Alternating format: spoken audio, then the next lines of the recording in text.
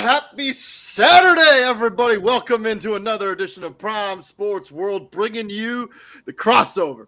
That's our NBA show. If you don't already know, we're going to be previewing the Northwest Division. I'm, of course, David Huffman, and right there is Mr. TJ Hopkins. Thank you very much for joining us. If you're looking for consistent content on Facebook, YouTube, Twitter, Twitch, you've come to the right place. Prime Sports World goes live basically every single day, and we are just getting into the bulk of our NFL action and our NBA season preview stuff. We're going to preview every single division, including what we're going to be doing today. I have shared the StreamYard link into all of the places, including our main Prime Sports World Facebook page. So please check us out. If you want to hang out and talk some NBA action, more than welcome to do so. But yeah, let's get into the show. TJ, happy Saturday, man. How are you, buddy? I've been better. Oh, what's up? What's? It's personal. There, got you. I had a good day at the gym, so I'm happy about that. Yeah, I went and played basketball, and I didn't injure myself, which is always a plus. That is always a plus. Yeah, for sure. Well, yeah, let's get into the Northwest Division. Let's just talk about an overview of this division before we get into each individual team. So what's your take on Northwest Division? Kind of been ruled by the Utah Jazz for the last couple seasons, with Denver here and there. I do not think that'll be the case this season. We'll get into it. What's your take here on Northwest Division? It's what It's going to be a two-team race, really. It's between Minnesota and Denver. Um, Portland has a lot going on. Like they are middle of the pack. They don't know what direction they want to go in, so they're in the worst place to be in a team sport setting. And they're an expensive team. And yeah, and Utah, it's clear rebuild. This is yeah, that's what you're doing. And OKC, you're still in the rebuild, but you have a direction in which you want to go. So it's between Denver and Minnesota. Denver should, in my opinion, win it because A, they have the best player in the division, and B, they are finally healthy. Right, Michael Porter Jr. is back. More importantly, I think Jamal Murray's back, Yep. and Joker has pretty much had to carry the load for them the last 2 years, and he's done magnificent in doing it. Like he's led Denver to two playoff appearances, which they probably shouldn't have made. Right? If I'm serious. Like especially last season, like Jamal Murray didn't play at all. You lose Michael Porter Jr. I forgot early, what early, early. and then you drag what's left of that roster to 6 seed.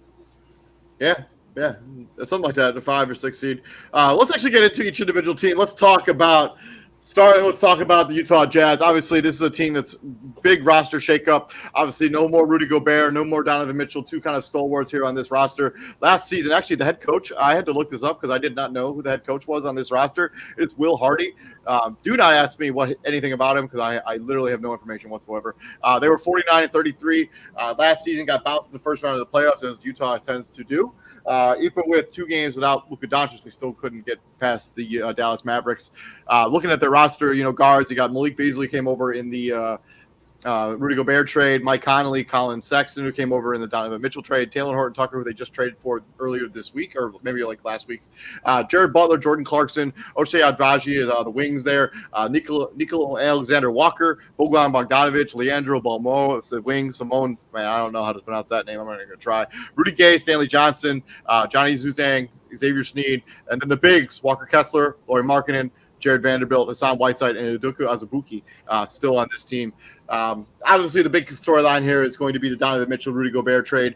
And then, obviously, Mike Conley and Bojan Bogdanovic, who already are involved in trade rumors as it stands.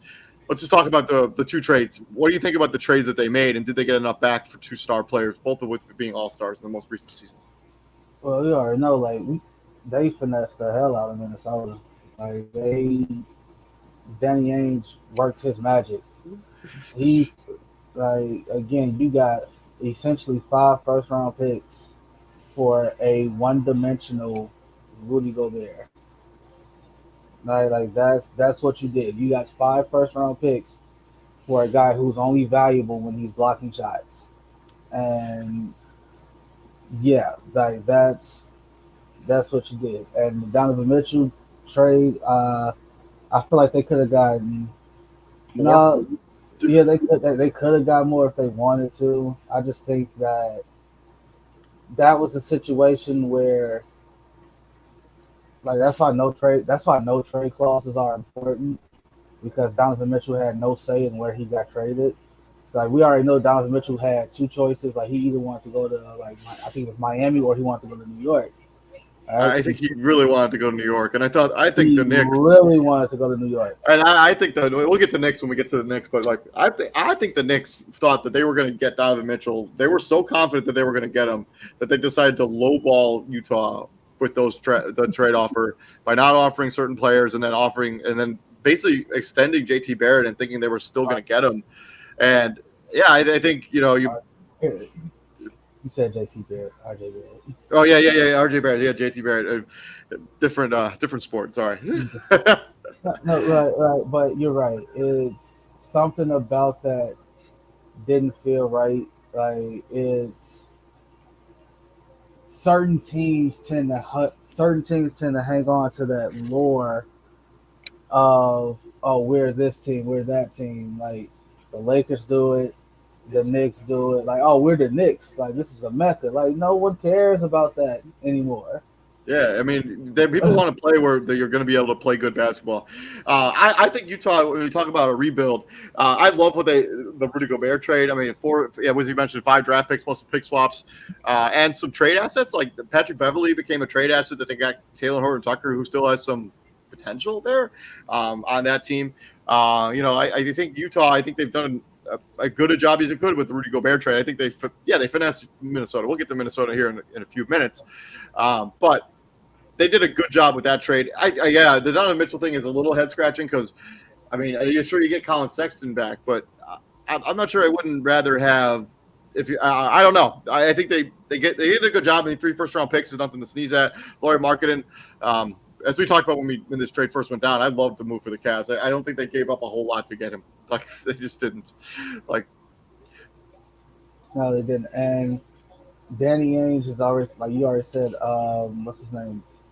Mike Conley, Bogdanovich, and Jordan Clarkson. He feels like he feels like he can get first round picks for all of them. I'm like, I'm not so sure about Mike Conley at this point, but the other two for sure, for damn sure.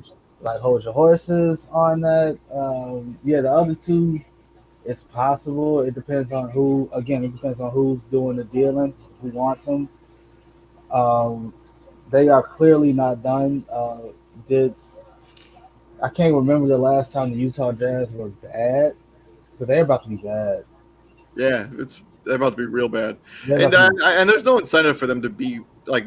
This is how I mean. If you're not gonna push for a title, you might as well. Right. You might as well try to And we kind of said it like this. In my opinion, this is long overdue. Like they always tend to not overachieve in the regular season, but they definitely underperform in the playoffs. Yeah, and I mean every year. I mean they let that every year. It's they were the number 1 seed last season. They got bounced by the Clippers without Kawhi Leonard.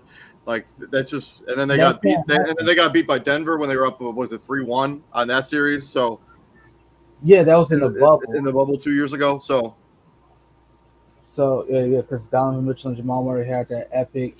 Yeah. Back and forth. So it was, and them getting rid of Quinn Snyder. Yeah, Quinn Snyder. Well, I think he saw the writing on the wall, and he was like, I don't want to coach a rebuild. Like, for real. And that's when Will Hardy comes in. So let's talk about storylines. We kind of touched on it already, on the future of Mike Conley, Jordan Clarkson, and Bogdan Bogdanovich. Also, Hassan Whiteside has some value there. I think this is a team that you build on Lauri Markkanen, and you have Colin Sexton under contract for a few more seasons. And you just see how Steve just roll with it and see how you end up being. Rudy Gay also has some trade value. Any other storylines you're kind of watching when it comes to Utah? Not just with the trades. What more can you get? You gotta keep them like this is new ownership. I mean, headlined by Dwayne Wade. He's a part of the ownership group now, so he's basically the face of it. So it's Wade, Danny Ainge, and it's their show. This is how they're running it. I don't know how long. We don't know how long this rebuild is going to last. You don't. So if you're a Utah Jazz fan, buckle up. Yeah, for sure. Let's talk best and worst case scenario. What's the best case scenario for the Utah Jazz this season? Best case scenario is they somehow win 35 games. They go 35 and whatever that math is to equal up to 82. 50, 45? 47. So they somehow hustle their way to 30 to 35 wins. Obviously, you're not a playoff team in the West, but if you somehow make it to 35 and 47, you look at where you lost, and improve on that, then maybe you can be a play-in team the following year and so on and so forth.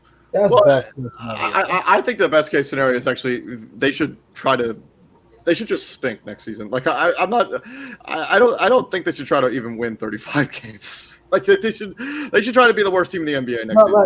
I So, mean, like the issue with and then you get to trade one 7-foot Frenchman for another 7-foot Frenchman, like in the draft. no, like okay, like the issue with that is like you're.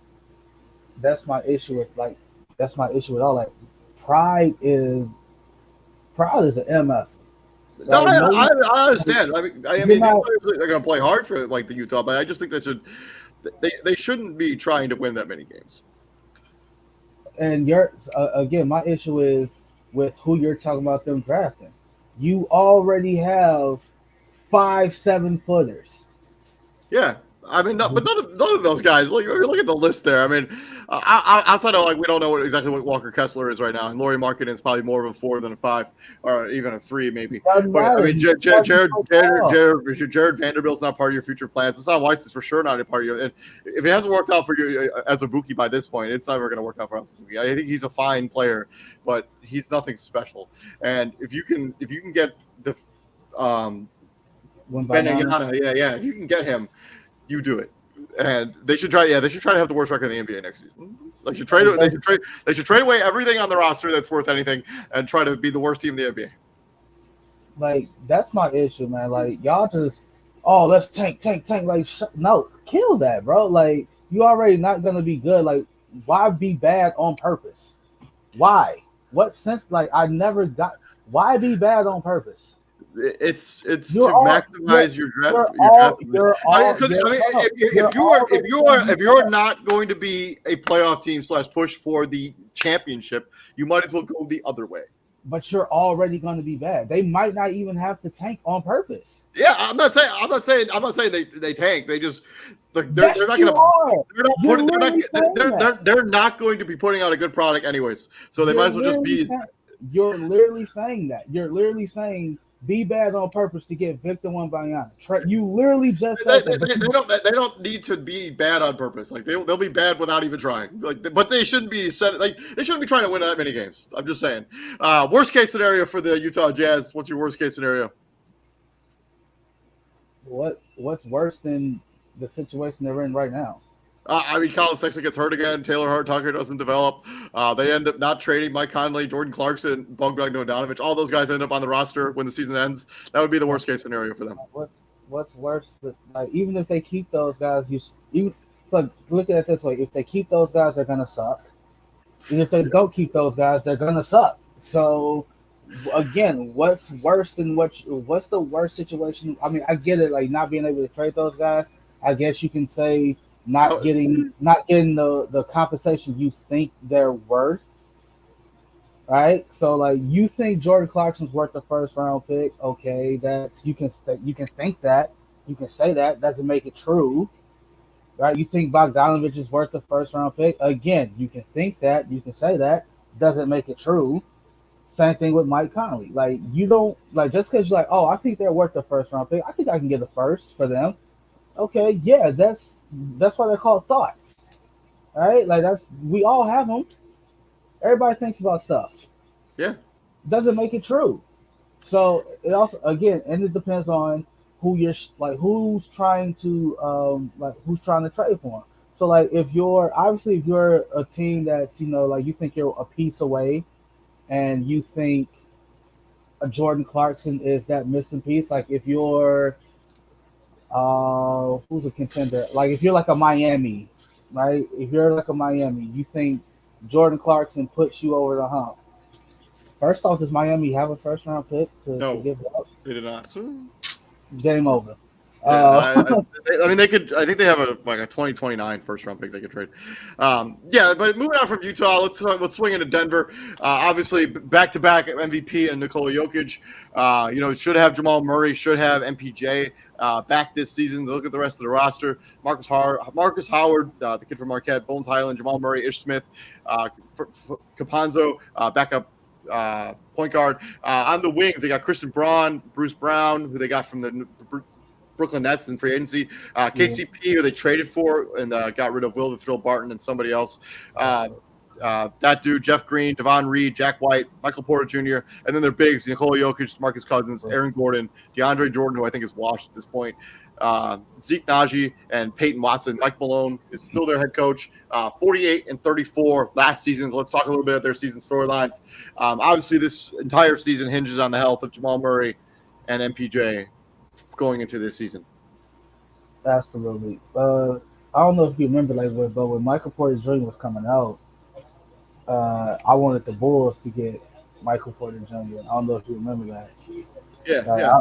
I was bullish on Michael Porter Jr., but they chose Wendell Carter Jr. instead, and we know how that worked out. I mean, Wendell Carter Jr. has been a good player, so Yeah. I mean, he's been fine. Yeah. I would have rather had the 6'10" unicorn that plays a small forward position. That's played like 40 games in his NBA career, 50 And something. I get it. The back injury was because this guy is not. It's not even close. He doesn't have that back injury in college. He's first overall. It's not close. Yeah, I agree with you on that. Obviously, like you said, like it's Jamal Murray, it's him, and Joker. That's your big three. That's a hell of a big three to have. That's a tough big three to have. All right, like those three dudes, that big three can hang with pretty much anybody that calls himself a big three in the NBA. You have you got the reigning MVP and Joker, who second round pick. You go from second round pick to 2-time reigning MVP. Yeah, I mean he's been everything that's been advertised for this team. But yeah, this team totally hinges on the health of those two players. I mean, if they're healthy, they're a top 3 team in the Western Conference. If they're not healthy, and Jokic has to carry the load again, they're probably what they did last season. They're probably a 5 or 6 team in the Western Conference. Like they have a hell of a home court advantage because that elevation. Yep. They say like the elevation in Denver, like it hits you the minute you step off the plane because it's like you're not used to it. Like if we were like if David and I were to go to Denver, I've never been to Denver. Have you ever been to Denver? No, I've never been to Denver. I've like the closest I got to Denver was in Vegas, and that's not even in the same stratosphere as elevation goes, right? So like if we were to go to Denver, we would feel it like the minute we stepped off the plane because the air is so thin compared to what we are normally used to breathing. Like walking would give us hell. It's not that we're out of shape. It's just we're not used to that. We might be out of shape too, but yeah. It's not that we're out of shape. It's the fact that we just not used to that level of altitude, and then you incorporate that on top of having to play a full 48-minute game on that. Yep, bro. Like that is hard. That is tough. Mike Malone has definitely. Mike Malone is probably what top 5 coach, top 3. Yeah, 100%. I mean, if Quinn Snyder hadn't decided to step away, I think he's in the top 5. I mean, I don't want to make a list right now. I mean, you got obviously. I don't know. I can't really. I mean, Spoelstra, Pop. I mean. You got Curry, you got Pop, Spo. I mean, he's got to be right there. Yeah, he got to be right. Like, yeah, I mean, like Quinn Snyder. I mean, Monte Williams. It's Eric. Like, this last season, obviously, what you call it. Golden State won their first round matchup, was it? Yeah, it was. Yes, they were. And obviously, like you saw the toll that took on Joe because it was literally just him. Yeah, he looked spent. He looked spent by the end of that series. But yeah, I think is there any other storylines we're watching? I mean, they could use another scoring guard. I mean, Bruce Brown's a good player. I mean, I think KCP gives them a really interesting dynamic. A guy who can shoot the basketball and defend. Yeah, the storyline that you're looking, like you said, Bones Highland showed promise. Like big promise, no Jamal Murray. He definitely stepped up in moments. Like the only issue you have is with him is like consistency, all right. And that's such a tough spot to put. second year player, first or Yeah, second year player. second year player. So like you're gonna have to whatever the production Jamal Murray gives us, Bones Highland, you're gonna have to give us, bro. You got to give us something. All right, Jamal Murray good for a good 25, 27 a game. You got to give us something. So I would like to see him like now that Jamal Murray's back, he can kind of go back to that Backup point guard, maybe swing yeah, guard. I mean, playing the two maybe even. that 6-man spot. Like Yeah. you absolutely killed the Christian Braun pick. I think they drafted him, and you're just like, what? He was the 21st pick in this year's draft, so And he and his college numbers were less than impressive. Like he was not. It was not something to brag home about what he did in college. I don't think like it was it was for sure not. It was definitely a head scratching move on draft night. It really was. Like we're like, what? Like really him? Yeah. Like, all right. So let's talk about best case scenario for this Denver Nuggets team. I think best case scenario, the team wins the title. West Conference Finals, wins the title. Everybody stays healthy. I mean, they go to the finals and they win the whole thing, the Larry O'Brien Trophy. I think this team is talented enough to make that happen. But yeah, I think it all depends on their worst case scenario. The worst case scenario is, Michael Porter Jr. never gets healthy and Jamal Murray shows some rust from, those injuries, or he gets re-injured. Not wishing that on anybody, but that's their worst case scenario. And maybe this collection of players doesn't exactly mesh the way you wanted to. That's their worst case scenario. What's your worst case scenario and best case scenario for this Denver Nuggets team? Worst case scenario is obviously an injury to one of the key guys. Like you have to ask yourself, how much of a toll is this really taking on Joker? Like he's played.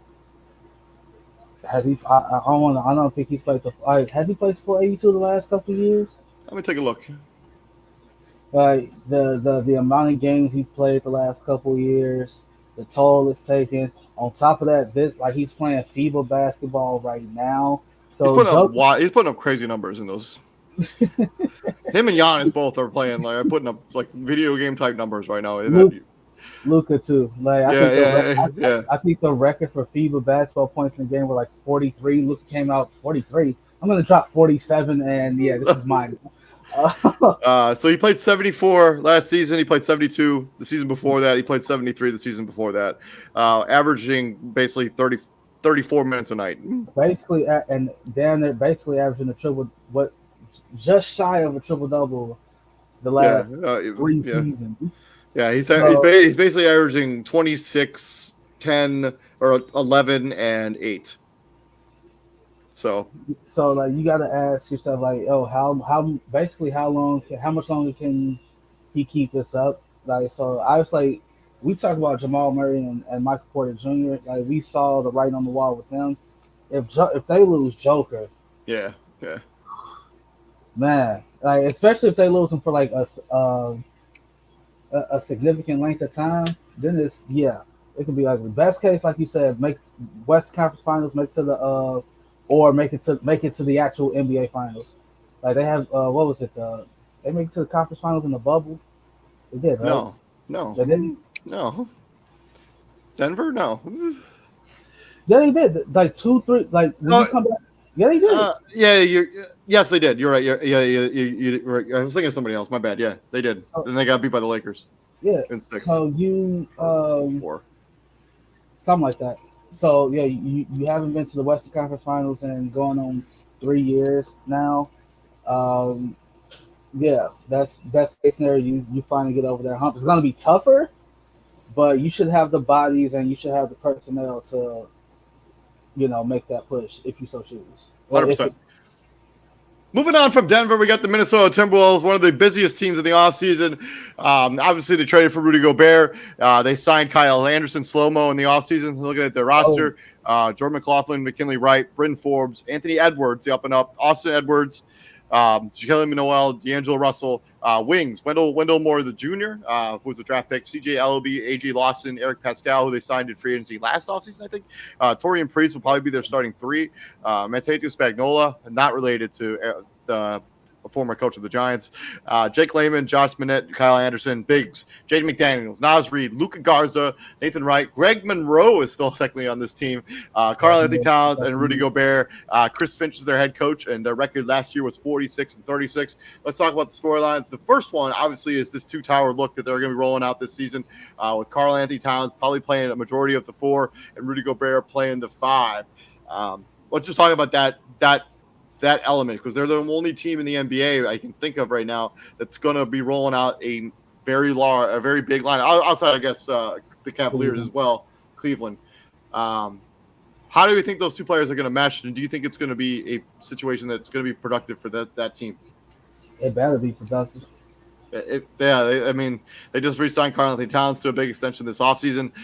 They gave up the farm to get Rudy Gobert. I actually think it's going to be a really good, like, because Karl Anthony Towns doesn't really want to play defense anyways, and no, so and Rudy Gobert is probably the best defensive big in the NBA.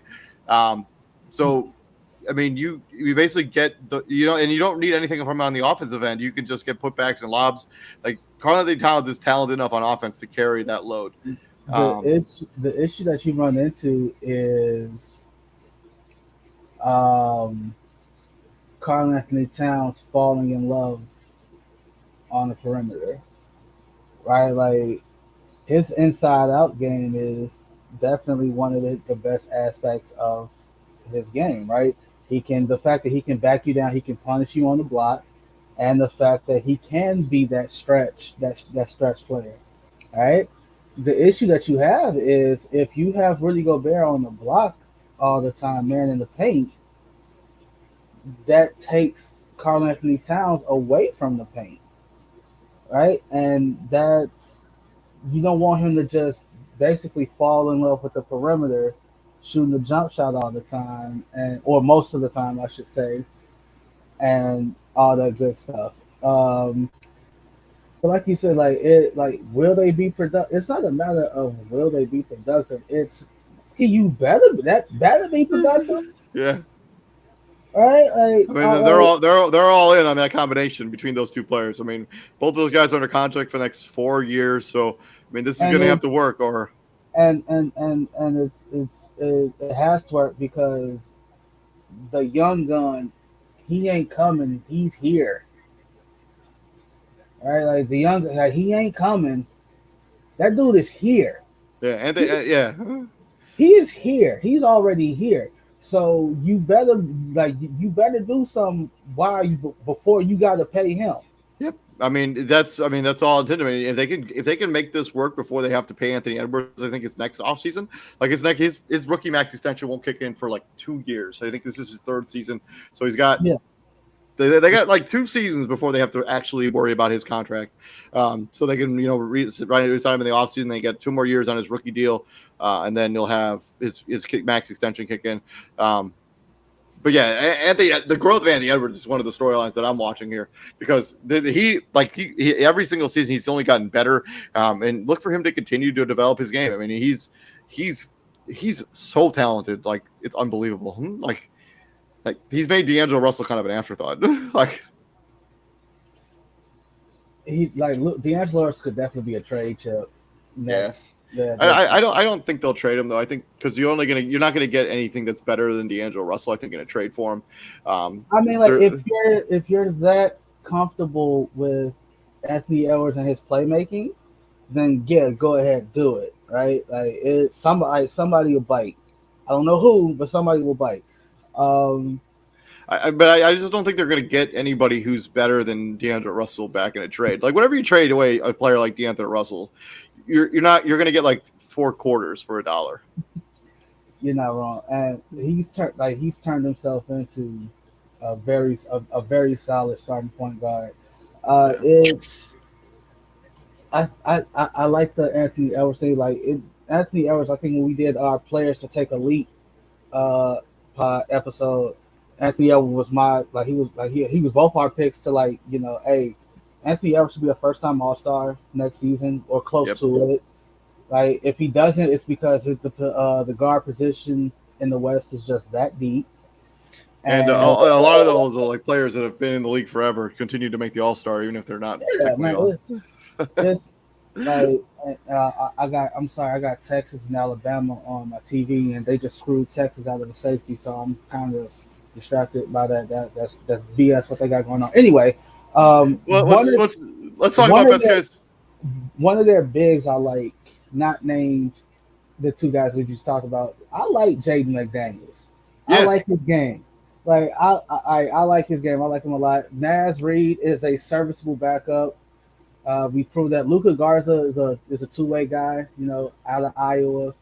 Same thing with Nathan Knight. Greg Monroe is still I don't think Greg Monroe is actually on this team, so I think the graphics out of date.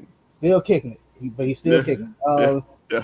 At this point, you're looking at the Minnesota Timberwolves, and I was like the weakness on their roster is the wing play, right? Yep. Like, what are you getting out of Torian Prince on a nightly basis? What are you getting out of Eric Pascal on a nightly basis? Wendell Moore Jr. out of was it Duke? Yeah, Duke, Yeah, right? yep. Mm-hmm. So that's a rookie, and Kyle Anderson, slow mo. All right, so defensively, But I think you know what you're gonna get out of Kyle Anderson. I mean, he's oh, gonna give you some absolutely. he's gonna give you some playmaking at the 3 spot. I mean, he can shoot a little bit, but he's not gonna do anything spectacular. And he can and he can if let's just say they do decide to trade D'Angelo Russell away, you can slide Kyle Anderson. Hey, you're the playmaker. Like that's on you. All right, I don't think that's a recipe for success, but well, no, like let's not act like he won initiating the offense down in Memphis. He was until John Morant got there, and then John Morant's like, yeah, move over. Even when John Morant was there, Kyle Anderson was bringing the ball up. Come on, man. Let's talk best case scenarios for the Minnesota Timberwolves. What's the best case scenario for this team? Chip. You got to win a chip. You can't make the moves you did and not win a chip. I think I agree with you. I think that's the best case scenario for Minnesota is Western Conference Finals, winning the championship, because they pushed their chips to the middle. They have talent, so they have an opportunity to really push for the finals this season. Let's talk worst case scenario, because I think that's more interesting than the best case. Worst case scenario for Minnesota. Oh, they lost in the first round last year. Yeah, they got beat by Memphis. They got beat by Memphis. Same thing. Same thing. I actually think the worst case scenario would be them missing the playoffs entirely. Like Karl Anthony Towns getting hurt at some point during the season. Not that I wish on that or anything. No, because that's not. And then the Karl Anthony Towns Rudy Gobert tandem just doesn't work. Like they just can't. Backfire. Yeah, backfire. It backfires. Like that would be the worst case scenario. They miss the playoffs, and they're going to be giving up draft picks forever because of that trade. And if it's not a good mesh, I mean, they're going to be trying to figure it out for the next couple of seasons. So let's say, worst case scenario is those two guys not clicking on offense or defense, and everything they have planned kind of falling apart. That's their worst case scenario, is missing the playoffs entirely. That part, I feel like, okay, so like injury aside, like if one of those key guys get hurt, him, Gobert, Edwards, like if those guys get hurt and the season just falls apart, you get a caveat, right? Because one of those guys are hurt. Yeah. And then it's so like they're not going to hold that against. They're not going to hold that against Chris Finch or the Timberwolves and like, all right, just run it back next season. We'll try this again. If all those guys are healthy, and Rudy Gobert and Karl Anthony Towns don't mesh, and they fall apart that way, that's the worst case scenario. Forget falling short in the playoffs, because let's not act like they had Memphis dead at the right. They had it. They did. I mean, they blew 2 20-point leads in the same game. The same game. Like that doesn't happen, dude. Like that doesn't happen. But it happened, right? Like, and Karl Anthony Towns did all that talking like, yeah, we in Minnesota now. You were up 25 twice. Yeah, in the same game, you lost. And you lost. That doesn't happen. So yeah, worst case scenario is this big splash move trade that they did. That doesn't work. In some way, shape, or form, that just doesn't work. Yeah, so moving on from there, we got the Portland Trailblazers. Looking at their roster, obviously they have Damian Lillard, Gary Payton GP2 at the guard position, Anthony Simons, Keon Johnson, and their wings, Josh Hart, Elijah Hughes, Nazir Little, Shaden Sharp, who was their first-round pick, Justin Winslow, who they got in a trade right before the deadline, Greg Brown the third, Jeremy Grant, who they traded for in the offseason, Reggie Perry, Trenton Warford, and their bigs, Drew Eubanks, Jabari Walker, Ismail Kamagat, Yusuf Nurkic, Cody Zeller, Olivier Czar, and their coach is still Chauncey Billups. Record last season 27-55. Obviously, this is a team traded for Jeremy Grant, gave Damian Lillard a huge extension in the offseason. Let's talk some storylines when it comes to the Portland Trail Blazers, because this is a team that still thinks they're good enough to win it all. But what's going on with Portland? Portland just needs to pick a direction. I respect the hell out of Damian Lillard. I swear to God, I do. Y'all, you want to win. You want to win one for the team that took a chance on a dude, on a 6'1"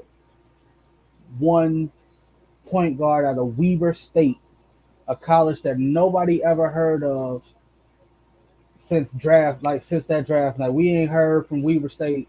We ain't heard from Weber State before that draft. We ain't heard none of Weber State since that draft.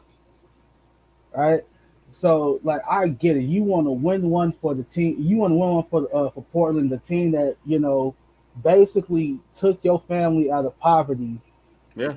And, like, I respect that 100%. Like, I really do. But at some point in time, bruh, you have to experience at least one time, not even winning the championship, just playing for one. Most dudes will kill to even play for one. And you're not gonna get close in Portland.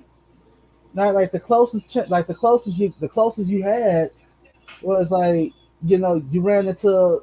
I mean, they went to the Western Conference Finals and ran into Steph Curry and got blitzed. A Steph Curry team without Kevin Durant, by the way. Like, KD was not on that team, and Steph was hurt.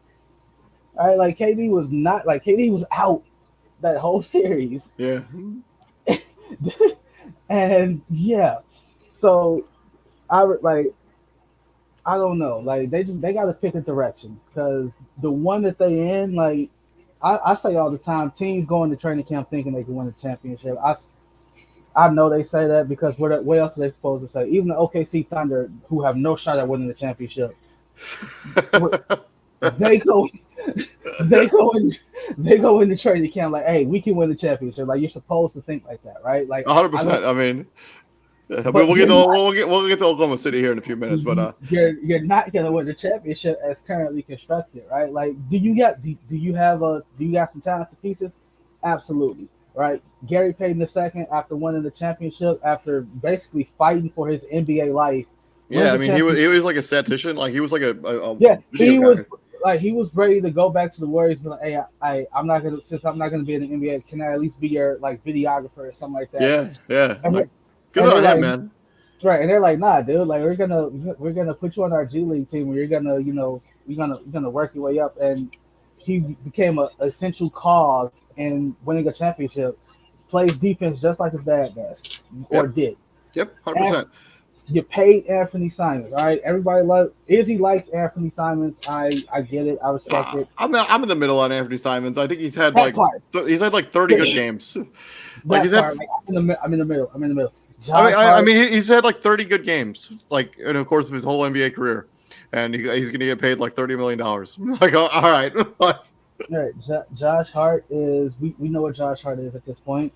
Yeah, he's a really good wing role player, 3-and-D guy who can score a little bit and play, make some plays. He's on a really free, team-friendly contract. So, like, the question mark we have here is, what is Shaden Sharp? Because I think he didn't play a game. No, he did not play a game in college. He reclassified, and then that made him eligible to play, or something with his eligibility. So he wasn't technically couldn't play at Kentucky because of his age, but he was eligible for the draft. I don't know. I'm not going to pretend. I'm not going to pretend to know. Right. It's weird. Justice Winslow, Nasir Little. I still like Nasir Little. I think Nasir Little does have some upside. He's athletic. He's one of those. Same thing with Trendon Watford. Like, he had Portland didn't have much to watch or cheer for last season, but Trendon Watford is definitely athletic. I mean, he was the MVP of the summer league, right? Trendon Watford. I would have Yeah, to look that up. I'm pretty sure. This most recent, he was the MVP of the summer league. Yusuf going down to the big Yusuf Nurkic, bro. Please, just for the love of God, stay healthy. Yeah, I mean he's one of the better big mans when he can stay healthy.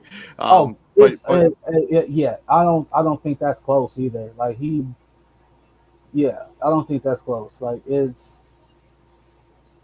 well, I ain't gonna say he top 5, but he up there. Yeah, he's for sure up there. I mean, he's for sure in the top 10. He top 10. Yeah, he top 10. Cody Zeller, serviceable backup. You know what Cody Zeller is at this stage of his career. Yeah, he's a big that'll rim rum. He can defend a little bit. You know, let's talk about best case scenario for Portland. What's the best case scenario you think for the Portland Trailblazers? 27-55. You improve that 27 to you improve your win total by 6 to 8 games. That's the best case scenario. That's their best case scenario. Absolutely. Wow, that is grim. I was going to say their best case scenario, I think, is them making the play-in, but you have them winning 33 games. Okay, so like, give it that is rough. No, because like think about it. Like the one thing I just said. All right, Nurkic, for the love of God, stay healthy. We know he ain't. Yeah, true. It's also possible Damian Lillard just isn't that good anymore. He was, so he got injured last season, right? But before he got injured, he wasn't remotely good. Like before he got hurt, all his percentages were down across the board. Like he wasn't good at all last season before he got hurt, and then he got hurt and missed the entire season. So like, let's just say, all right. So I'm saying, man, the worst case scenario is what you're talking about, like 33 wins. Like I think that's wild. You think they're gonna win 30 games? Their ceiling is winning 35 games. I'm so serious. Like that is Damian Lillard. Like especially if Lillard and Nurkic get hurt. Like if they miss any time together, if they split time, right? Like I'm hurt, you're not. I'm hurt, you're not. I'm hurt, you're not. Yeah, they in for, and I hate that because Chauncey Billups is such a good dude, and I hate the fact that he took. I mean, I get it. Like you want to take a job, like you want to call yourself an NBA coach, and every team that you inherit is not going to be the Golden State Warriors, right? You're not going to inherit Steph, Clay, and Draymond for your first NBA coaching job, right? That's not how it usually works. That's not how it works. It's true. You don't inherit that Boston Celtics team like with your first job. No, you're not Steve Nash getting KD, Kyrie, and although it didn't work, but that's a whole nother conversation. Absolutely not. It didn't work, but at the time, everybody's like, "Yo, you're a first-time head coach, and you have 3 dudes who can get you 60 on a nightly basis." Like, that's just not fair. That's just not how it works, right? Would I love for them to be in the situation that you have, best case scenario, play in? Absolutely, right? But is it possible? No, it's not. I think they're going to be in a play-in team, and they might be like the 10 seed, but they're going to be in the play-in. Like 30 games, that's rough. The worst case scenario is obviously they win 33 games, and then Damian Lillard wants out in the offseason. That's their worst case scenario because Jeremy Grant is going to be somebody you're going to have to extend it next offseason if you want to keep him. And they already had spent this roster is also stupid expensive. I know they're technically up for sale, right? Is that true, right? No, like there were some rumors that the guy who owns Seattle, the Seahawks, owns this team as well, and there were some rumors that he might be selling this team. No, I think it's a woman. She said they're not for sale, but me and Izzy touched on that. She said they're not for sale, but I'm like, that's BS. Why? Because money talks. Yep. Money talks. And if you get an offer that you absolutely can't refuse, you're an idiot for turning it down. Like money talks. Like so that was my so like if she may say they're not for sale, but they're for sale. Yeah. So like even though it may not happen in the near future, but yeah, if you get an offer that you can't, I don't even know what the Trailblazers are worth. I have to look that up. I don't have that information right in front of me. But yeah, But I think best case is to play. Worst case scenario is obviously that they win like 25 games. Chauncey Billups gets fired. Damian Lillard has to request a trade in the offseason, and this is going to be an expensive roster without their star. And because they extended Damian Lillard, he's become very difficult to trade. Like that salary is going to be like $60 million in a couple of years. So that's an expensive NBA player. Moving on to the final team in this division, the Oklahoma City Thunder. Obviously, their head coach is I'm not sure how to pronounce that last name either. Last record 24-58. Guards Lou Dort, who they signed, gave an extension in the offseason. Leo Malden, Melvin Frazier Jr., Ty Jerome. Wings SGA, Josh Giddey, Trey Mann, Aaron Wiggins, Jalen Williams. You ain't got to read them all. That's a lot of wins. It's a lot of names. But Derek Favors, they drafted Chet Holmgren. They still have Poku on this team. Jalen Williams is a first-round pick. Let's talk about season storylines. The first one, obviously, is the Chet Holmgren injury. Yeah, it's unfortunate. I made the argument that that was like a worst-case scenario for the Oklahoma City Thunder. Like him getting hurt and the injury that he sustained is something that sometimes plays big men. Like Kevin Durant got over it. He was fine, but he's not of this world. What do we think about the Chet Holmgren injury? And what do we think about potentially SGA possibly wanting a trade? Because he's basically being wasted there in Oklahoma City, and they're not going to be competitive this season. And he's put up really good numbers on a team that's not good. Yeah, so like he's in that Devin Booker, Zach LaVine train, right? It's like you're on you're putting up 25, 27, 28 a game, but your team's winning 24, 25, 26 games a year, right? So it's like, are you good or are you just really putting up numbers on a bad team, right? And that's what the issue that SGA is running into is if you demand a trade, where do you go? I mean, New York. They stockpiled a bunch of assets so they can make this trade. I mean, like they would, like SGA in the Garden, like they would love that. I mean, because they missed out on Donovan Mitchell, and SGA has kind of been identified as the next quote unquote guy to want to be traded. All right, so if like SGA, De'Aaron Fox, you're good, but your team is trash, right? So it sucks, right? Like everybody wants to crown the next guy, and it's like I got to see you play meaningful basketball. OKC hasn't played meaningful basketball since Russell Westbrook, since Chris Paul left. Yeah. They did make the playoffs that year. I can see it. And Darren Waller just got an extension. Yeah, he did. That was like 2 hours ago. So like if you trade SGA, like Josh Giddey pretty much becomes your focal point. Like you build around him and Chet Holmgren. Yep. Right. I mean, potentially whatever you get in the draft next season. I mean, this is another team we talked about with Utah for Benyana. This is another team that could be. Which if I'm OKC, I don't need Victor Wembanyama. I have that already. Putting those two guys next to each other would be nice. Putting those two dudes next to each other, you're getting manhandled by every other big combo. You're 7 foot tall. You're 150 pounds. Like those guys together, they're like 14 feet tall and weigh like 300 pounds. like when I think Twin Towers, I'm thinking Dave Robinson, Tim Duncan, Ralph Sampson, and whoever else who was his running mate in Houston in the 80s, right? You'd mean Olajuwon? I don't think Olajuwon was there. No, Olajuwon wasn't there yet. It was like right before Olajuwon came. Oh. Right. But even then, like they still had a twin tower because like I still think Ralph Sampson was there, and then you just draft Hakeem Olajuwon, where it's like, hey. So like it's like that's what I think when I think Twin Towers, right? Like not. Yeah, you don't think of people that are like 180 pounds soaking wet. Bro, Chet Holmgren, even Pokashevsky's 7 foot tall, and he is. He's 200 pounds. He's 200 pounds on the dot. bro. I'm 5'10", 5'11" on a good day. All right, I outweigh Pokashevsky by 65 pounds.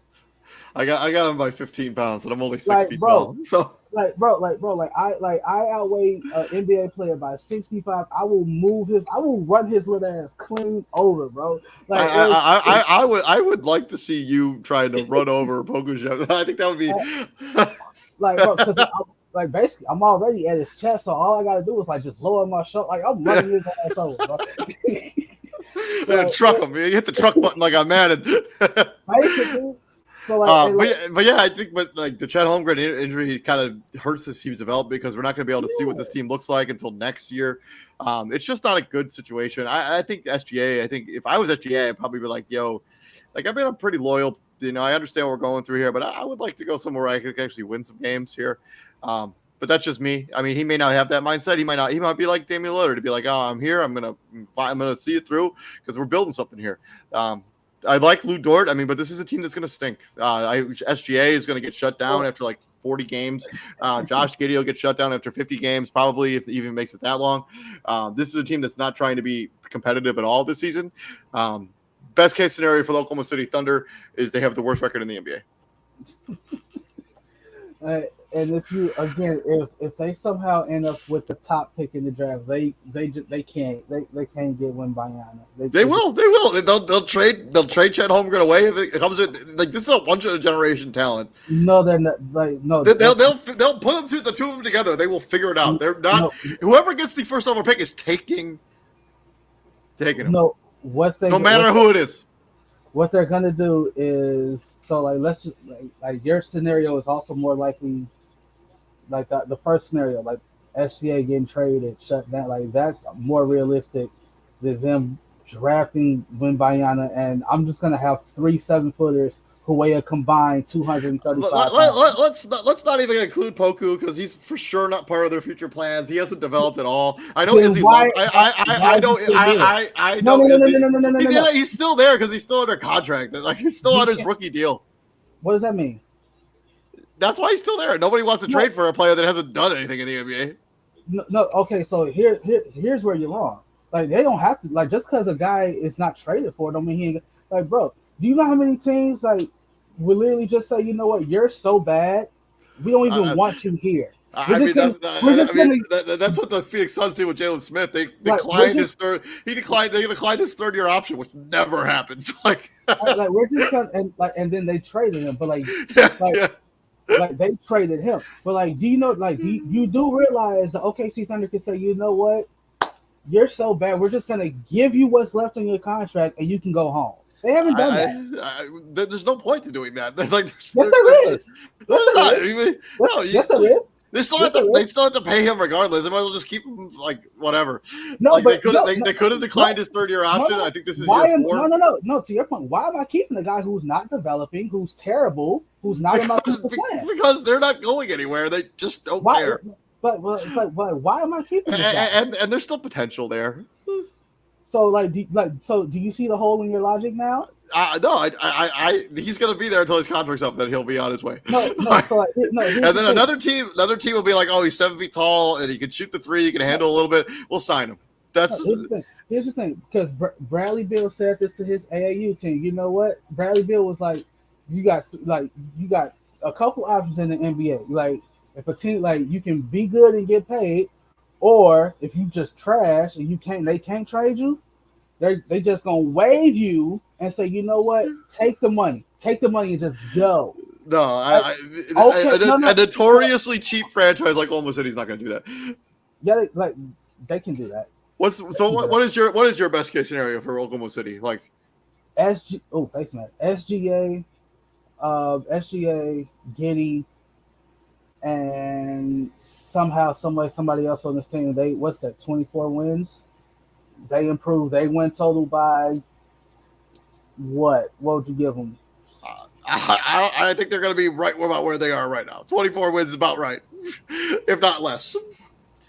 So I don't know. Like you gotta get some improvement. Like I legit believe SGA and Lou Dort could definitely be trade chips. So like what I would, if I'm them, because again I'm not drafting another 7-footer with another 7 foot, 185 pound dude. I already have two of them, so I'm not doing that. Chet Holmgren is basically my Victor Wembanyama. He can literally do everything he does. He can block shots. He can bring the ball up. He can handle. He can shoot the three. He can. The only thing you worry about Chet Holmgren, obviously outside of the injury, is him filling out the rest of his body. Which every I mean, team that you have the same issue with Victor too. Like that would be the same concern. Exactly. Thank you for proving my point. So what they're gonna do if they don't trade SGA, which is definitely more possible, what they're gonna do if they get a top pick in the draft, Scoot Henderson, another guard, is gonna be calling OKC home. I would be shocked if they did that. Moving on. So we'll talk about worst case scenario. And we talked about the best case. What about worst case scenario? My worst case scenario, I think, was SGA gets hurt, or Josh Giddey doesn't really develop the way you kind of hope he would. Because based on his rookie season, the guy is going to should be really good this year. But if he doesn't really develop in his second season, I can't think of any other. Like I already picked them to have the worst record in the NBA. I'm not sure what is considered a worst case scenario than that. But that's their best case scenario and worst case scenario is they have the worst record in the NBA. None of their guys develop. So the best case scenario, they have the worst record in the NBA, but all their players kind of develop and grow as players. The worst case is they have the worst record in the NBA, but nobody gets better. Which is I find kind of hard because if you don't improve your game, you have to ask like, yo, what are you doing in the summer? Like, what are you like? And again, the age of social media, like we see, it was SGA, it was Lou Dort, and I forgot who else was with them. Like they were on. I think was it Jalen Williams? Are you talking about last season? It was Kendrick Williams. No. I'm talking about like this summer. Like they were at. You already know, like you don't like pro-am runs and whatnot. Like they were at a run. It was SGA. I think Giddey was there. I think it was SGA, Giddey, Dort, and maybe one more OKC Thunder player. They were running together. Like it was like them four and like whoever else made their five. Darius Baisley, maybe I don't know, but like the video kind of went viral because they was giving buckets. And I get it. It's not an NBA setting. It's a pickup setting. It's a pro-am. It's a pro-am, but like they was giving niggas buckets. Like like the chemistry, like it was So I don't know. Worst case scenario, obviously Lou Dort hurt, SGA hurt, Giddey gets hurt again, and then you're just left with the others. But yeah, we'll see what happens. But yeah, that's been our episode of the crossover. That's our Northwest Division preview. Let us know down in the comment section what you think of what these teams are going to be. I think when it's all said and done, the order that these teams will be in will be Minnesota, Denver, Portland, Utah, Oklahoma City. How about you? Say it again. Minnesota, Denver, Portland, Utah, Oklahoma City. Just flip Minnesota and Denver. I think Denver's going to win it again. I'm all in on Minnesota. I think Minnesota's gonna be real good. No, it's not. I'm not saying Minnesota can't win it. I just think Minnesota, they're gonna have the chemistry issue. They're gonna have the growing pains at first.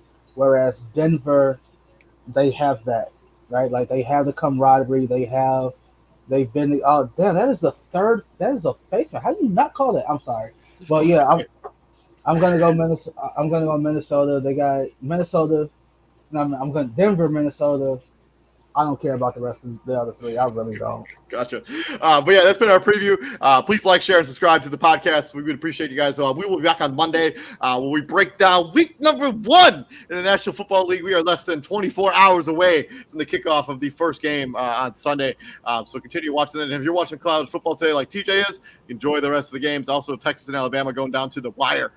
So continue checking that stuff out. I'm David Huppman right there is Mr. TJ Hopkins. And what do we do here, TJ, at the Prime? We bring the heat. And before we go, David you asked me earlier what's going on.